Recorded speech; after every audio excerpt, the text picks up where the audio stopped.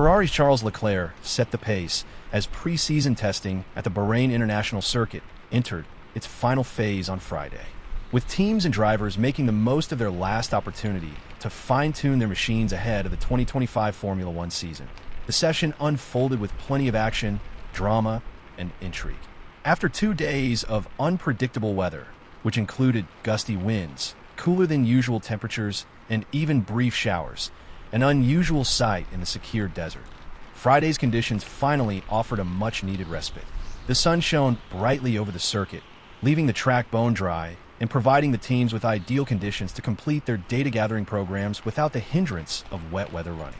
With teams focused on optimizing their setups and collecting as much information as possible before the first race of the season, Ferrari wasted no time in asserting themselves at the top of the timesheets.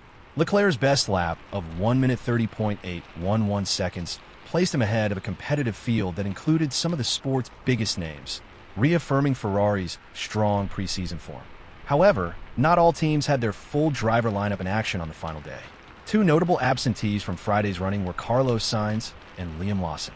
Sainz, who recently made the switch from Ferrari to Williams, had already completed his preseason test schedule, logging crucial laps on Thursday before stepping aside for teammate Alex Albon. Likewise, Red Bull's Liam Lawson wrapped up his allotted running a day early, leaving 3-time world champion Max Verstappen to take over the RB21 for the final sessions. Elsewhere, an unexpected driver swap took place at Aston Martin, with Fernando Alonso stepping in for the morning session instead of the originally scheduled Lance Stroll. The team cited that Stroll was not feeling 100% when he woke up, leading to the decision to adjust their plans and allow the 2-time world champion to take the wheel earlier in the day. But Friday's session wasn't without its fair share of drama. Around 90 minutes into the running, Haas rookie Oliver Bearman suffered an unusual issue when a piece of bodywork detached from his car, scattering debris across the circuit. The incident briefly brought out yellow flags as marshals worked quickly to clear the fragments of engine cover from the track. Despite the unexpected hiccup, Haas downplayed any concerns, and Bearman was soon back in action after swift repairs in the garage. The young Brit managed to complete his planned program without further interruptions, focusing on crucial final preparations ahead of his full-time Formula One debut at the Australian Grand Prix. Another delay came just before the lunch break, as debris was spotted on the start/finish straight, causing yet another brief halt to proceedings.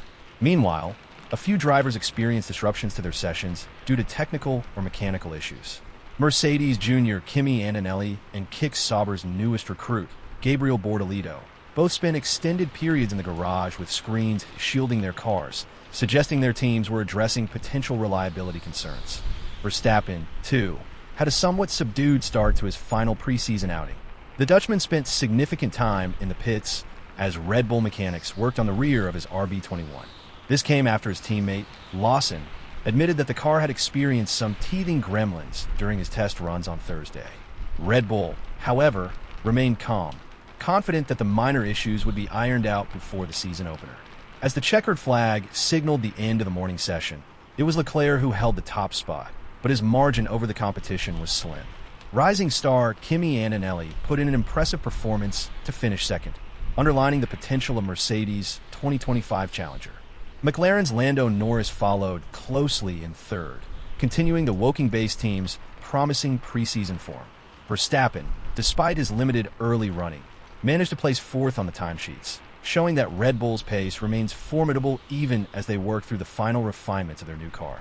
Australian talent Jack Doohan delivered a strong showing in fifth, representing Alpine with a solid lap count and a competitive time.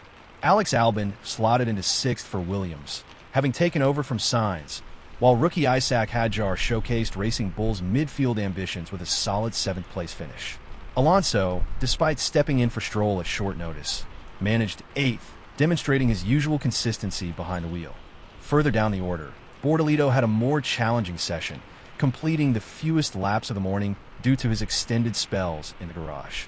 Bearman, who suffered the earlier bodywork issue, rounded out the standings but was able to complete his run plan without further issues. As teams broke for lunch, engineers and strategists retreated to their respective garages, delving into the wealth of data gathered from the morning runs. With just one final preseason session remaining in the afternoon, this was the last chance for teams to fine-tune their setups, run final performance checks, and validate their simulations before packing up and preparing for the first race weekend of the season. The afternoon session would not only offer one final glimpse into the pecking order heading into the new season, but also serve as a crucial opportunity for teams to ensure their cars were reliable and race-ready. With several unknowns still lingering, such as Red Bull's minor reliability issues, McLaren's true race pace, and Ferrari's ability to convert strong test form into competitive race weekends, the final hours of testing were set to provide valuable insights.